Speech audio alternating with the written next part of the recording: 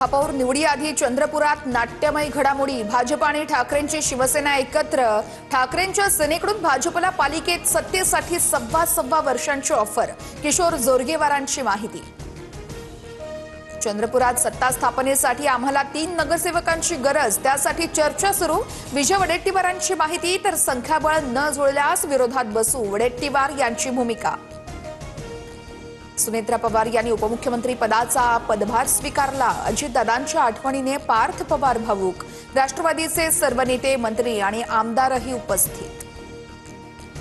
राष्ट्रवादीच्या विलीनीकरणावरती दिल्लीमध्ये खलबतं। मुख्यमंत्री फडणवीस, अमित शहा यांच्यामध्ये विलीनीकरणावर तासभर चर्चा झाल्याची सूत्रांची माहिती। पुढील काही दिवसात राष्ट्रवादीचं विलीनीकरण होण्याची शक्यता। विलीनीकरणाबाबत राज्यातील मित्रपक्षांसोबत चर्चेची खलबतं। मुख्यमंत्र्यांच्या गोपनीय दिल्ली दौऱ्यामुळे मोठ्या घडामोडींचे संकेत।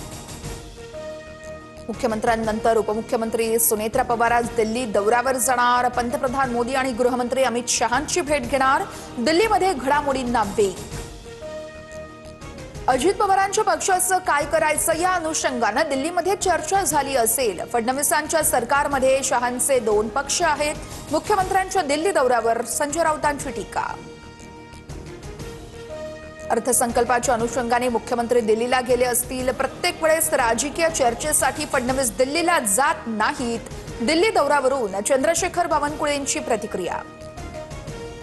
पंतप्रधान नरेंद्र मोदी राजनाथ सिंहांकडून फोनवरून शरद पवारांच्या तब्येतीची विचारपूस। पवारांच्या तब्येतीत सुधारणा झाल्यास आज किंवा उद्या डिस्चार्ज दिला जाणार। राज ठाकरेंची सरसंघचालक मोहन भागवत यांच्यावर टीका। अप्रत्यक्ष राजकीय भूमिका घेण्याच्या भानगडीत पडू नका। हिंदी लादणाऱ्या सरकारचे कान उपटून दाखवा। राज ठाकरेंचं टीकास्त्र। मुंबई महापालिकेत 10 स्वीकृत सदस्य कार्यरत असणार। शिक्षण, प्रशासकीय अनुभव बंधनकारक। सदस्यांना मतदानाचा अधिकार नाही। मुंबई पालिकेचा अर्थसंकल्प 25 फेब्रुवारीला सादर होणार। अर्थसंकल्प मांडल्यानंतर लगेचच सभा तहकूब होणार, सूत्रांची माहिती। अनिल देशमुख मनी लॉन्ड्रिंग प्रकरणात लेखापालांना दिलासा नाही। विशेष न्यायालयानं 2 सनदी लेखापाल आणि कंपनीच्या खटल्यातून मुक्त करण्याचा अर्ज फेटाळला। लोकसभा अध्यक्षांना हटवण्यासाठी विरोधक ठराव मांडणार। लोकसभेत राहुल गांधींना बोलण्यासाठी संधी नाकारल्यानं विरोधकांचा संताप।